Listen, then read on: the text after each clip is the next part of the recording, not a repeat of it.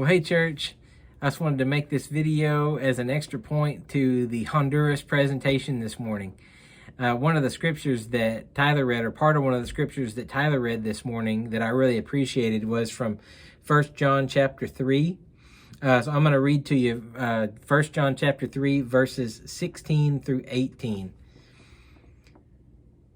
We know love by this, that he laid down his life for us, and we ought to lay down our lives for the brethren.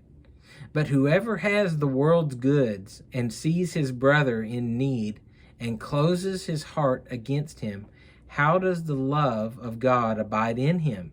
Little children, let us not love with word or with tongue, but in deed and truth. That in deed and truth is what I really wanted to capitalize on at the end of verse 18 there.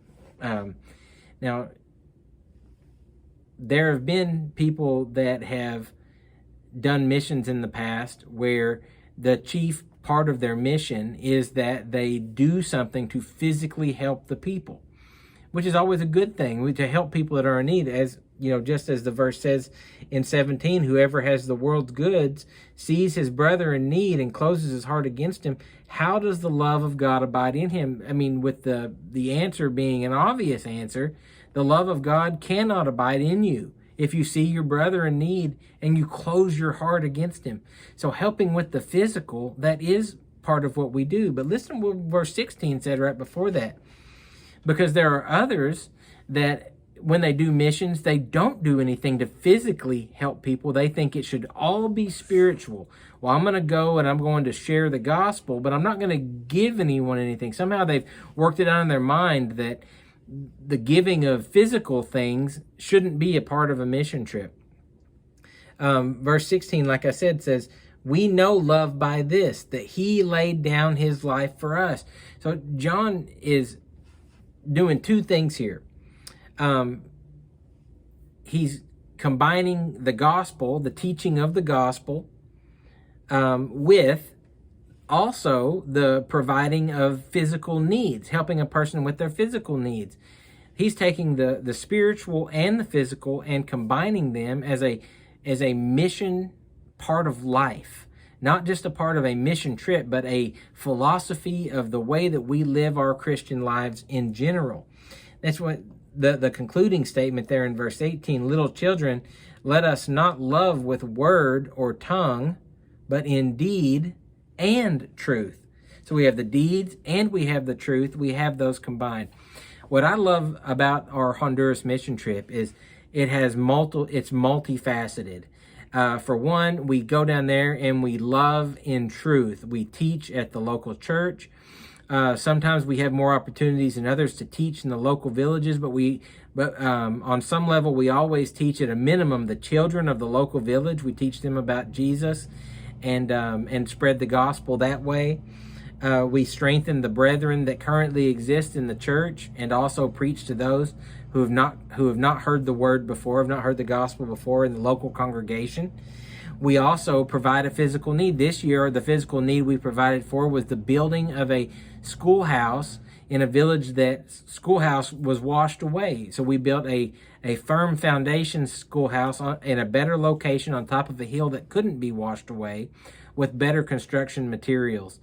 So what we have is a combination of both the spiritual need being fulfilled, the physical need being fulfilled, and we do as much of both of those as we can. I don't want to show up being one of the most blessed, financial people in the world. I mean, I'm just meaning Americans in general, showing up to a place that doesn't have the world's goods, having an opportunity to provide the world's goods, but as the scripture says, closing my heart off against those people. How can the love of God be in me if I do that? Do I think that I'm more deserving of just the things that I have than other people are? I mean, when a lot of what I've been born into in this world, just in the United States in general, is a place where there's so many of the world's luxuries that are readily available. It's such a wonderful thing to be a part of a mission that provides both. So I appreciated Rex and Tyler for sharing their part of the mission trip, their highlights, the things they struggled with, the things where they were able to see God working in the lives of others, and the way that they grew spiritually as well.